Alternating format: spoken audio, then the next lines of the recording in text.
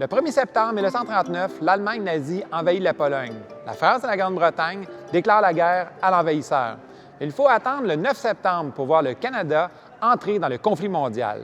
Dès lors, l'économie montréalaise est dirigée vers l'effort de guerre. Après des années de graves crises économiques, Montréal se retrouve presque en situation de plein emploi.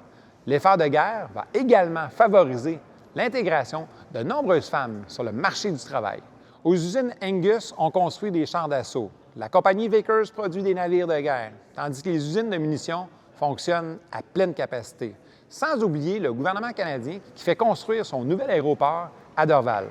Pour la population, c'est également le rationnement.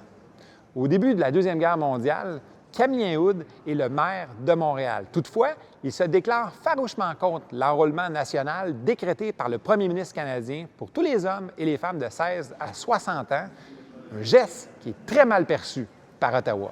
Le 5 août 1940, il est arrêté par la Gendarmerie royale du Canada à sa sortie de l'hôtel de ville et on l'envoie alors dans un camp d'internement.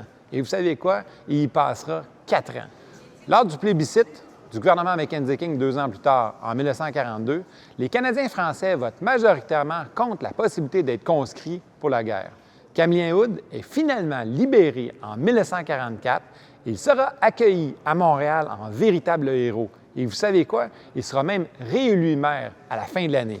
Et le 7 mai 1945, l'Allemagne nazie capitule enfin et les citoyens envahissent la rue Sainte-Catherine pour célébrer la victoire des Alliés.